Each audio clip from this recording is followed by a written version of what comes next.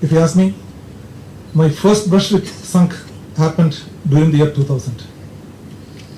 I was the joint director in the revenue intelligence, the DRI in Bangalore, and we had an information that the government scheme is being misutilized by somebody. The scheme of the government was allow somebody to import gold, and this gold can be manufactured into jewelry with some value addition, and the equal quantity need to be exported. So duty-free import is allowed. But as you know, there are smarter fellows who would like to tweak with what the government's intention is. Government's intention was to create lot of jobs to the poor artisanal, because we have a very good artisanal base, and you will be getting a lot of foreign exchange too. So what the gentleman was doing, he will import gold, sell half the thing in the market, put half the gold and put something else, and then export it. We had the information, and normally the gold is supposed to go by hand of pilot. It can't be put in the baggage or something like that, because it can't be allowed. So he was supposed to take it to a Lufthansa flight. We intercepted on the 1st of January of that year. Went there and found that he declared 74 kilograms of gold. We opened the tin. It contained 64 kilograms of gold and 8 kilograms of paper, newspaper. So he was a big gentleman, and Vajpayee's government was ruling the country at that time. And mind you, we arrested him in the dead of the night, took him to the judge. There was nobody to bail him out at that time, in the dead of the night, around after 12:31. But the honorable magistrate, on his guarantee, he allowed the bail, which is unheard of in any judicial system. It's a different issue that he got dismissed after that. That's a different issue, but immediately he could save himself. And the fellow was threatening us with left, right and center that he knows everybody in the government, so nobody will be able to help you people out. My officers got scared, so I had no other way. Luckily, there was an officer who has got some link with the sunk. He told, sir, we will just go and talk to the biggest man who is in charge of the Karnataka. We went there. He's a very elderly person, very dignified person, and he heard us. We told him, sir, this is what is happening. This gentleman is doing something against the country, so you are the only hope that we have. Then we would like to meet the Satsang Chalak for that one, because he is the only person who can talk to the government and get something done in our favor. So he said, okay, wait for a week. Then he called, okay, you people can go to Delhi and meet Satsang Chalak ji on that Keshav Kunj. So the first time we are going, we are also not knowing the place. Went there. So we went Satsang ji. So the warmth, the friendship, the way he received us, no, that is something unheard of, I mean say. And he made us to have food also with him, because we had to sit on the ground. With pants and other things, it becomes difficult for me, but then we have to survive with that one. And it is something like, it's something like a son he treats you. You feel at such a dignified people at such high level, how they treat others. That shows the thing. So he made us sit there, and then we had to eat the food, and then we had to clean the plates and everything also after that one. At that time, we can see, we have only seen him. Before that, I have not seen Mr. Jetli.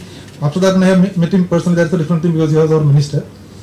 Mr. Vasant, I think there are a lot of ministers coming and giving namaste and then going and sitting along with the whole thing. So we are seeing more ministers coming. So when he told us when you are taking leave, he said, okay, nothing to worry, nothing will happen to you people. And exactly the same thing happened. And lately, in 2017, when our Mohan Babaji came to Delhi for the Vijayadashmi address, he called a few of the bureaucrats. That's the first time I am meeting him. He treated us so warmly. You feel that, okay, there are people who demand respect and there are people who command respect.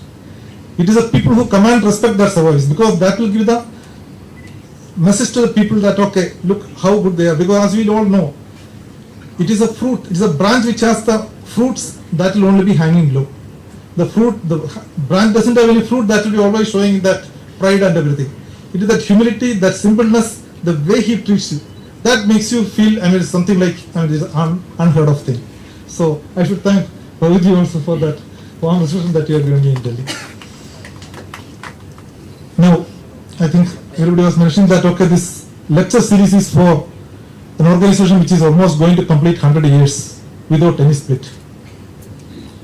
Now, if you look at it, a lot of dynasties would have come, a lot of organizations would have come.